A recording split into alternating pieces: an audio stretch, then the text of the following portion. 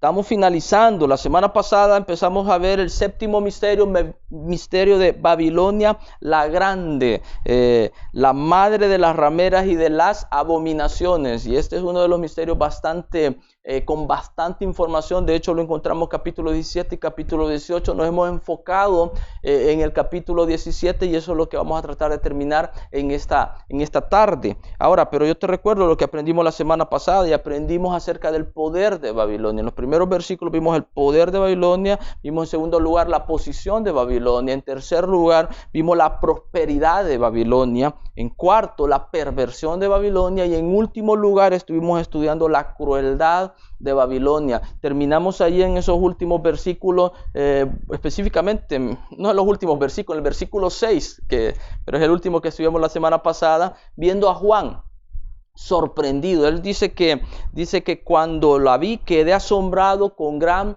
asombro. Ahora vamos a comenzar desde el versículo 7 hasta el 18. Ahora vamos a tratar de cubrir cada uno de estos versículos, así que leamos. Yo quiero que leamos toda esta porción porque es bastante interesante, fíjate, y yo te invito a que la leamos. De Apocalipsis 17:7. Y el ángel me dijo: ¿por qué te asombras? Yo te diré el misterio de la mujer y de la bestia que la trae, la cual tiene 7 cabezas y los 10 cuernos. La bestia que has visto era y no es, y está para subir del abismo e ir a la perdición. Y los moradores de la tierra, cuyos nombres no están escritos desde la fundación del mundo en el libro de la vida, se asombrarán viendo a la bestia que era y no es y será. Esto para la mente que tenga sabiduría. Las 7 cabezas son 7 montes sobre los cuales se sienta la mujer, y son 7 reyes. 5 de ellos han caído y uno es, y el otro aún no ha venido. Y cuando venga es necesario que dure breve tiempo. La bestia que era y no es también el octavo, y es de entre los 7 si va a la perdición. Y los 10 cuernos que has visto son 10 reyes que aún no han recibido reino, pero por una hora recibirán autoridad como reyes juntamente con la bestia. Estos tienen un mismo propósito y entregarán su poder y su autoridad a la bestia. Pelearán contra el Cordero y el Cordero los vencerá, pero él es Señor de señores y Rey de reyes, y los que están con él son llamados y elegidos y fieles. Me dijo también: las aguas que has visto donde la ramera se sienta son pueblos, muchedumbres, naciones y lengua. Y los 10 cuernos que vistes en la bestia, estos aborrecerán a la ramera y la dejarán desolada y desnuda, y devorarán sus carnes y la quemarán con fuego, porque Dios ha puesto en sus corazones el ejecutar lo que él quiso, ponerse de acuerdo y dar su reino a la bestia hasta que se cumplan las palabras de Dios. Y la mujer que has visto es la gran ciudad que reina sobre los reyes de la tierra. ¿Qué es lo que encontramos acá? Lo que encontramos es toda la descripción realmente de esta reina, de esta mujer, como estuvimos viendo la semana pasada, y lo que vamos a empezar a ver en esta tarde, o lo que nos toca abarcar, fíjate, desde el versículo 7 en adelante, es el pasado. Vamos a estar viendo, permíteme, aquí me estoy adelantando en mis notas. Antes quiero definirte en el versículo 7, que esta mujer, recordar, es la religión falsa, este sistema religioso, y que la bestia, ahí mencionada en el versículo 7, es el anticristo. Eso es algo que no debemos de perder de vista, es algo que lo debemos de tener bien fresco. Ahí en versículo 7 nos lo dice, y te lo leo una vez más, fíjate. Versículo 7, y el ángel me dijo: ¿por qué te asombras? Yo te diré el misterio de la mujer y de la bestia que la trae. Lo que va a hacer el ángel acá es dar información a Juan, explicarle en qué consiste este misterio, qué es lo que tiene que ver. Vimos la semana pasada que era algo religioso, algo político, que había existido por miles de años y que Satanás está al frente de ello. Pero Juan quería saber qué significaba todo esto. Entonces menciona en el versículo 7 a esta mujer y la bestia que la trae. Entonces, esta mujer es la falsa, el sistema religioso, como aprendimos la semana pasada, y esta bestia es el anticristo. Pero versículo 8, fíjate, al 13, lo que nos va a decir acá el ángel, se lo dice a Juan y Dios nos dice a nosotros, es el pasado. Nos habla del pasado de la bestia, el pasado del anticristo, y específicamente el versículo 8, y vamos a comenzar ya para ir desarrollando cada verso. Versículo 8 y versículo 11, fíjate, señalan algo que va a suceder a este anticristo, y es que él va a morir y va a resucitar. ¿Te acuerdas? Te he mencionado en varias ocasiones que Satanás es un imitador, por lo tanto el anticristo es un imitador. Es decir, de que ellos tratan de seguir los pasos que Dios ha venido siguiendo. Jesús murió y resucitó, pues el anticristo va a hacer algo similar, y lo encontramos en estos versículos. Fíjate, versículo 8, dice: y la bestia que has visto era, y no es, y está para subir del abismo, e ir a la perdición, y los moradores de la tierra, aquellos cuyos nombres no están inscritos desde la fundación del mundo en el libro de la vida, se asombrarán viendo la bestia que era, y no es, y será. Verso 11. La bestia que era y no es también el octavo, y es de entre los 7, y va a la perdición. Ahora, en estos versículos que te acabo de leer, encontramos la idea de que el anticristo va a resucitar. Y fíjate, te hago un pequeñito resumen ahí. Número 1, dice que subirá del abismo e irá a la perdición. En el versículo 8. En la parte A dice que era, o sea, existió, y no es, deja de existir y está para subir del abismo. Eso significa de que va a morir, pero va a subir del abismo. Pero allí en el mismo versículo 8 dice la misma idea. Dice que era y no es, y será. En segundo lugar, el ángel vuelve a dar la idea de que esta bestia era, dejó de ser, pero va a volver. Y en el versículo 11 lo que nos dice que es de entre los 7, pero que es el octavo, pero que es de entre los 7. Aquí te digo que este pasaje a mí me confundió por años. O sea, yo lo leía y decía, ¿qué quiere decir? ¿Cómo es posible que es de entre los 7, pero es el octavo?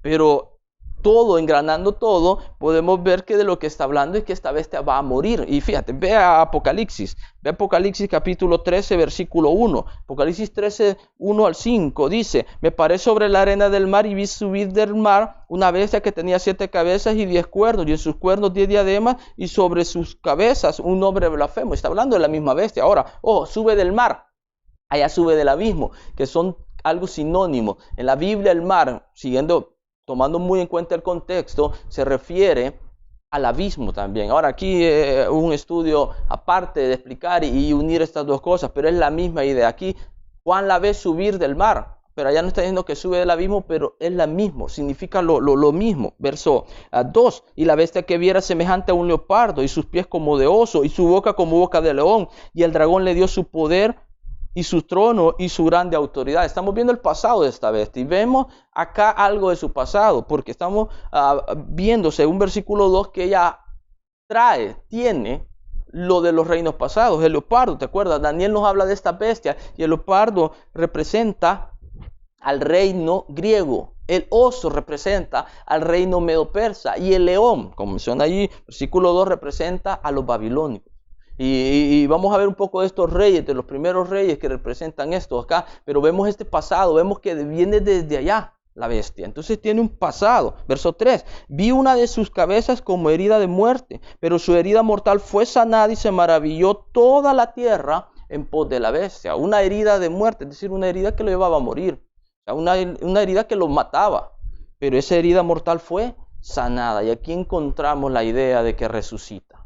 Y es como te acabo de mencionar, imita a Cristo Jesús. Es decir, que va a morir igual que Cristo, pero va a resucitar. Versículo 4, y adoraron al dragón que había dado autoridad a la bestia, y adoraron a la bestia diciendo: ¿quién como la bestia? ¿Y quién podrá luchar contra ella? ¿Por qué? Porque ellos acaban de ver que murió, pero que el dragón la resucitó. Entonces van a estar sorprendidos y se van a preguntar: ¿quién va a poder contra ella? Versículo 5. También se le dio boca que hablaba grandes cosas y blasfemias, y se le dio autoridad para actuar 42 meses. Esto es clave porque nos indica el momento en el que va a morir y va a resucitar, y va a ser a la mitad de la tribulación. Recuerda, la tribulación va a durar 7 años, pero aquí se nos habla de 42 meses que equivalen a 3 años y medio. Es decir, la última parte de la tribulación es donde se va a manifestar realmente la bestia. El hombre, aquel político, aquel caballo que sale para vencer, como dice Apocalipsis 6, se va a convertir en la bestia, en alguien totalmente distinto. Y si siguiéramos leyendo ahí en Apocalipsis 13, encontraríamos de su actuar, cómo se va a rebelar contra Dios y cómo va a cambiar su personalidad. Pero lo que estamos viendo es el pasado de esta bestia. Se nos dice que va a resucitar, pero versículo 9 al 11 también nos enseña la trayectoria de esta bestia. La trayectoria, fíjate, 17, volviendo a Apocalipsis 17, 9, dice: esto es para la mente que tenga sabiduría. Las 7 cabezas son 7 montes, sobre los cuales se sienta la mujer, y son 7 reyes. 5 de ellos han caído, uno es, y el otro aún no ha venido, y cuando venga es necesario que dure breve tiempo. 11, y la bestia que era y no es también el octavo, y es de entre los 7 y va a la perdición. Ahora aquí lo vemos, esa trayectoria que ella tiene. Vemos que las 7 cabezas, se nos dice acá, representan 7 montes. Y es acá donde vienen las similitudes con la iglesia tradicional. Yo te mencionaba la semana pasada de que muchos la relacionan, y es cierto, tiene muchas cosas que tienen que ver con la iglesia tradicional en la actualidad. Y todos, ¿verdad?, enfocan y dicen que es la iglesia católica debido a que Roma está fundada sobre 7 colinas. De hecho, si tú vas al internet, a la red, vas a encontrar esto y hablar de los 7 montes. Pero si somos justos, fíjate, Roma tienen más de 7 montes, no solo son 7, hay 3 más. Yo estuve investigando un poco en cuanto a ello, quise traerlo, pero la verdad es que nos íbamos a apartar un poco de la idea, pero hay más montes, todo. Pero yo creo, fíjate, mi opinión es que estos montes en sí no están hablando en tanto de Roma en sí. Ahora, de esto no quiero descartar que la iglesia tradicional no esté aquí metida en todo esto, no es la idea. Pero yo creo que los montes acá se está hablando de los reinos, porque en la Biblia también los montes representan reinos. Yo creo que de que está hablando acá son de 7 reinos. Son 7 montes, pero las 7 cabezas, dice, también representan 7 reyes. 7 reyes, y esto es bastante importante. Y se nos dice acá, ¿verdad?, de que 5 de ellos han caído y uno es. ¿Y cuáles son los que han caído? Y yo espero que te esté saliendo ahí una listita ahí de todo esto. Nimrod es el primer rey, que es el rey de Babel, y hay una lista de versículos ahí. El segundo fue Faraón, el rey de Egipto. El tercero fue Nabucodonosor, el rey de Babilonia. El cuarto fue Ciro, el rey de Persia. Y el quinto, los primeros 5 que han caído, es Alejandro el Grande, el rey de Grecia. Uno es, porque en la actualidad, cuando Juan escribió, cuando estaba allí todo esto del Apocalipsis, quien estaba gobernando era el César. Entonces uno es el César, el rey de Roma. Eso es lo que nos dice, uno es. Pero la Biblia, ¿verdad?, también nos está diciendo que son 7 reyes, 5 de ellos han caído, uno es, y el otro aún no ha venido. Aún no ha venido. Y cuando venga, dice el 10, es necesario que dure breve tiempo. La bestia, dice el 11, que era y no es también el octavo, pero es de entre los 7. 5 han caído, uno es, que es el César de Roma, y está uno por venir. ¿Y quién es este que está por venir? Es el anticristo, ¿verdad? El hombre, ese caballo que sale para vencer, Apocalipsis capítulo 6:1, cuando se abre el primer sello. Y ahí están las citas, yo espero que te estés tomando nota, mucho ahí para estudiar todo esto. Entonces 7, pero se nos dice acá que también es el octavo. Entonces ya luego seguimos, y espero que te esté saliendo, está el anticristo, el hombre, pero luego el octavo es la bestia, resucitada por Satanás. ¿Por qué? Porque hay un cambio de personalidad. Ya no es aquel hombre, aquel líder que se va a levantar, que va a lograr la paz, sino que se va a levantar un hombre totalmente distinto que ha resucitado. Y fíjate, esto cuadra con nuestro Señor Jesús. Jesús en su humanidad vivió y todo, pero cuando Jesús resucitó fue muy distinto. Juan, ¿te acuerdas? Se acostaba en el pecho, en el costado de Jesús, pero cuando en Apocalipsis, en el primer capítulo, ve a Jesús resucitado, lo ve totalmente distinto, hasta cae. O sea, hay una transformación en Jesús. Y algo similar va a ocurrir en este anticristo. Este hombre va a estar ahí, pero cuando resucita es la bestia, es el diablo encarnado. Entonces, yo espero no estarte confundiendo acá todo. Es de entre los 7, Es el octavo porque es de entre los 7, porque es la misma persona, pero en su carácter, su personalidad cambia, porque aparece como la bestia. Como la bestia. Entonces podemos ver el pasado de Babilonia acá. Vemos de que viene desde muchos años atrás, desde Nimrod. Ahora, aquí te comparto, espero que te salga otra listita, porque algunos lo hacen desde Nimrod, que es el primer rey, pero hay otros que comienzan desde Faraón, y en la lista incluyen al rey de Asiria, Sennacherib. Todo es Faraón, Sennacherib, Nabucodonosor, Ciro, Alejandro, César, el anticristo y la bestia. Ahí están los 8. Pero la lista que te compartí primero, que yo me atrevo a decir que quizás es la más, la que he encontrado que engrana más todo, comienza desde Nimrod. Ahora, al final, cuál tomes no importa, porque la lista, fíjate, si cambiamos de Nimrod y comenzamos desde Faraón, es igual, no hay ningún problema en cuanto a ello, porque lo importante es del 5, del 6, 7, bueno, del 5, el 6 tampoco, el 7 y el 8, y ahí sí son iguales. Ahí no hay pérdida. Ahora, ¿comenzó en Nimrod? Yo me atrevo a decir que sí. ¿Comenzó en Faraón?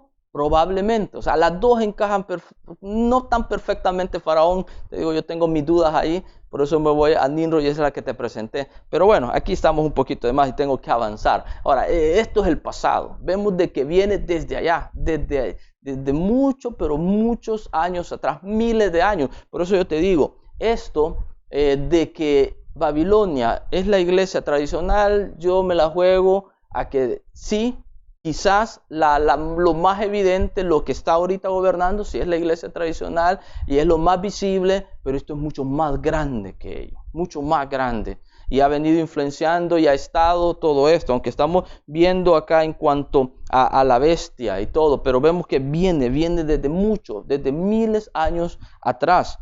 Ahora, viendo un poco en cuanto al pasado, y aquí te voy a explicar esto del pasado de Babilonia. En Génesis, vaya conmigo a Génesis capítulo 1, del 1 al 4. Génesis 11, 1 al 4, dice: tenía entonces toda la tierra una sola lengua y unas mismas palabras. Y aconteció que cuando salieron del oriente, hallaron una llanura en la tierra de Sinar y se establecieron allí. Y se dijeron unos a otros: vamos, hagamos ladrillo y cozámoslo con fuego. Y les sirvió el ladrillo en lugar de piedra y el asfalto en lugar de mezcla. Y dijeron: vamos, edifiquémonos una ciudad y una torre, cuya cúspide llegue al cielo, y hagámonos un nombre, por si fuéramos esparcidos sobre la tierra.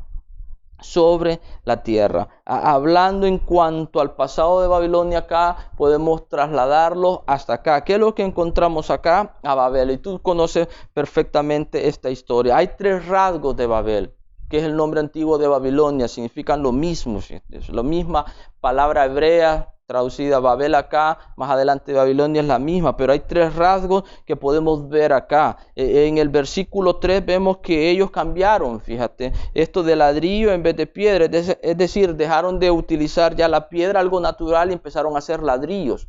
Esto representa las buenas obras. Las buenas obras, ladrillo en vez de piedra, asfalto en vez de mezcla. En segundo lugar, algo que vemos, otro rasgo, es dejar monumentos y adorarlos. Querían hacerse una torre y tener esa torre y todo. Y la idea, estudiando un poco acá la historia, era de tener torres, tener allí a sus ídolos, tener todo, y que hubiera una adoración, un centro de idolatría, de adoración a sus falsos. Pero hay un tercer rasgo, que es llegar al cielo sin Dios. Dice la parte final del 4, llegue al cielo, una torre que llegue al cielo. Es decir, que ellos buscaban hacer buenas obras y pensaron, ¿verdad?, que esto iba a ser, como te digo, un énfasis mucho en las buenas obras, la idolatría, la adoración a lo falso, pero también llegar al cielo, pero sin la intervención de Dios. Son 3 rasgos que podemos ver. Es decir, que la finalidad de Babilonia la Grande, desde el principio, siempre ha sido que la gente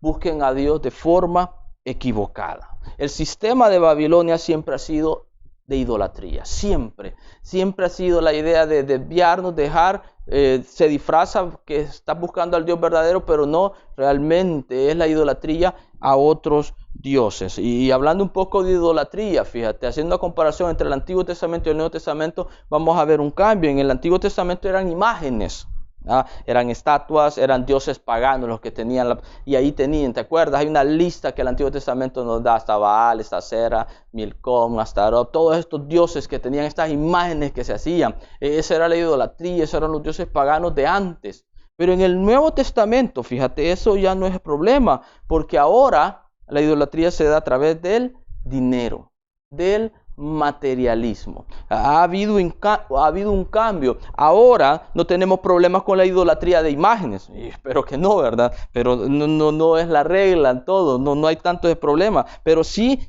con la idolatría de la avaricia. Y allí ese es uno de los grandes problemas. Dice Mateo 6:24, mira, ninguno puede servir a dos señores, porque o aborrecerá a uno o amará a otro, o estimará al uno y menospreciará al otro. No podéis servir a Dios y a las riquezas. Jesús, cuando empezó y todo, no habló ya de Baal, no habló de todos estos dioses que encontramos en el Antiguo Testamento, sino equiparó, puso a la par las riquezas, el dinero, el materialismo. No se puede servir a Dios y a las riquezas. Porque el problema de idolatría que tenemos en la actualidad no es tanto imágenes, como te dije, sino que es el dinero, algo que está allí, pero ese es el Dios, ese es el ídolo que muchas veces tenemos. 1 Corintios 10:14 nos manda a huir de la idolatría. Por tanto, amados míos, huid de la idolatría. Se nos manda que tú y yo necesitamos huir de esa idolatría. Efesios, fíjate, ve conmigo Efesios capítulo 5, 3 al 5. Nos va a enseñar, y vamos a ir a Colosenses 3:5 en cuanto a esto, de cómo realmente muchas veces nuestro Dios no es Dios, sino el dinero. Que eso nos tiene obstaculizado. Dice Efesios 5:3. Pero fornicación y toda inmundicia o avaricia, ni aun se nombre entre vosotros como conviene a santos. Este es uno de esos buenísimos versículos. Ni deberíamos de mencionar en nuestras pláticas, no debe estar la fornicación, la inmundicia o la avaricia. Ni se nombre, está diciendo. Verso 4. Ni palabras deshonestas, ni necedades, ni truanerías que no convienen, sino antes bien acciones de gracia, porque sabéis esto, que ningún fornicario o inmundo o avaro, que es idólatra, tiene herencia en el reino de Cristo y de Dios. ¿Qué es idólatra? Vemos esa comparación entre la avaricia y la idolatría. Tiene herencia en el reino de Cristo y de Dios. Colosenses, fíjate, Colosenses 3:5. Haced morir pues lo terrenal en vosotros: fornicación, impureza, pasiones desordenadas, malos deseos y avaricia. Pero aquí nos dice algo, que es idolatría. La avaricia es idolatría, y ese es el gran problema de la actualidad. No tenemos problemas con imágenes, pero sí muchas veces tenemos problemas con el dinero. Y esa es una de las cosas que debemos de tener cuidado. Cuando hay un deseo fuerte por la riqueza, es por causa del sistema de Babilonia. Eso es una de las cosas que tú y yo debemos de tener ahí en mente. Es que a veces queremos el dinero, y debemos de tener mucho cuidado en esto, querido hermano, porque el dinero muchas veces nos atrapa y nos aparta de los caminos de Dios. Y es ahí donde tú y yo debemos de estar alerta, porque este sistema está llegando allí. No se nos va a presentar con una imagen, no es que vamos a tener un cuartito, una velita y todo, no. Pero muchas veces nuestro ídolo, nuestro Dios, aquello que realmente nos está impidiendo el dar frutos para Dios, el hacer la obra de Dios, es el dinero. Y esto tiene que ver con el dinero. ¿Te acuerdas? Vimos la semana pasada las abominaciones y vimos realmente 11. Dice una lista de 11 abominaciones. Vimos el homosexualismo, el travestismo. En tercer lugar vimos el ritualismo, la deshonestidad en cuarto lugar. Y en quinto vimos una listita como el orgullo, la mentira, la violencia, malos pensamientos, la maldad, la calumnia y la intriga. Todas son estas abominaciones. Recuerda, el cáliz de esta mujer, la copa, el grial está lleno de todas estas abominaciones. Y aprendimos la semana pasada que tú y yo debemos de dejarla. Ahora aquí aprovecho y te comparto una que dejé para esta tarde, que es el materialismo. Otra de esas abominaciones que está ahí. Ve conmigo a Lucas capítulo 16, 13. Ya establecimos allá en Efesios y en Colosenses de que el dinero, la riqueza, eso de avaricia, de tener esa ansia por el dinero, eso es idolatría. Mira lo que dice Lucas 16:13. Ningún siervo puede servir a dos señores, porque o aborrecerá al uno y amará al otro, o estimará al uno y menospreciará al otro. No podéis servir a Dios y a las riquezas. Y oían también todas estas cosas los fariseos, que eran avaros. Ahí está, ¿verdad? Eran avaros. Y se burlaban de él. Entonces les dijo: vosotros sois los que os justificáis a vosotros mismos delante de los hombres, porque lo que los hombres tienen por sublime delante de Dios es abominación. Fíjate, aquí lo que encontramos es esa enseñanza, y te digo, ser avaro es igual a la idolatría. Yo tengo problemas con la avaricia, soy un idólatra. Lo que estos tenían por sublime, ellos lo veían todo, pero era igual a la avaricia. Lo sublime de ellos era avaricia, pero esta avaricia delante de Dios es abominación. Es decir, que Dios ve la idolatría, no la quiere, pero sabe que el deseo, las ganas por el dinero, la ansia de ella, es una idolatría. Y Dios dice: yo abomino eso. Yo abomino eso. Satanás llegará con dinero, porque sabe que si ponemos el corazón, tú y yo no vamos a poder dar fruto que glorifique a nuestro Dios. Cuidado, porque esta es una de las abominaciones con las cuales tú y yo estamos luchando. Fíjate, todo esto de la pandemia, todo esto del COVID-19, al menos acá en nuestro país, piensa cómo realmente ha afectado esto del dinero. ¿Has visto cómo nuestros gobernantes han tenido una pugna entre ellos, unos desacuerdos a causa de el dinero? Que si abrimos, en la actualidad se está dando todo esto. Abrir la economía y todo eso. Y yo no te digo, todo esto sí, o sea, el dinero ayuda, pero no lo es todo. Pero el dinero realmente nos atrapa tanto que pensamos y nos atrapa, y eso nos hace alejarnos de Dios. Y aquí puedo pensar, fíjate, en todas estas personas que a veces dejan sus hogares por irse a Estados Unidos. Ellos ponen el corazón y dicen: yo me voy a ir, yo voy a ir a Estados Unidos y voy a ayudar a mi familia, a mi esposa, a mis hijos. ¿Con qué le van a ayudar? Con dinero. Pero estadísticamente está probado que muchos de estos grupos de jóvenes donde andan perdidos en la delincuencia son de padres ausentes que se han ido al extranjero. ¿Y todo esto a raíz de qué? Del dinero. ¿O quién es que se va? Porque seamos cabales acá, honestos. ¿Por qué se va la gente para Estados Unidos? No en el momento, todo lo que estamos viviendo ha impedido todo esto. Pero en el pasado, ¿por qué se va la gente? Porque no aguanta el calor de San Miguel, por el clima, quieren ir a conocer la nieve. ¿Eso es lo que los mueve? No, realmente es el dinero. Yo he platicado con muchos y sé de muchos que dicen que añoran nuestro país, desearan estar acá. Conozco a algunos del cantón, uno de ellos me dijo una vez: no, hombre, extraño el polvo, me dijo, yo quisiera allí todo. La verdad es que aquí ni lo veo y todo, yo quisiera estar allí. ¿Qué es lo que realmente? Y platicando con otro, le digo: ¿por qué no te venís? ¿Por qué no regresas a tu país? Es que allá no voy a ganar, me dijo, lo que gano acá. Entonces, platicando, una plática larga con él, o sea que el dinero te tiene allá, ¿sí?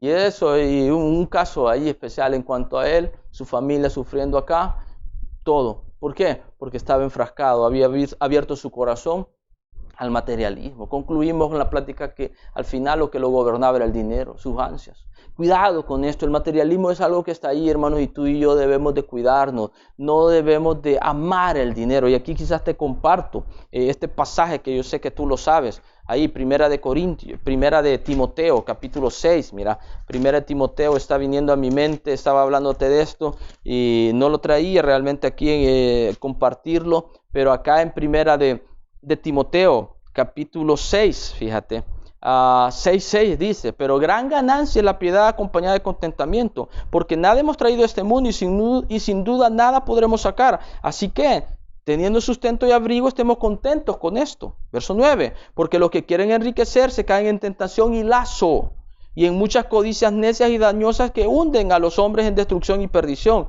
Porque raíz de todos los males es el amor al dinero, el cual codiciando algunos se extraviaron de la fe. Y esto es lo que hace realmente el materialismo, el amor al dinero. Nos hace que nos extraviemos de la fe y fueron traspasados de muchos dolores. Y nos ponen en una posición donde hay sufrimiento. Cuidado.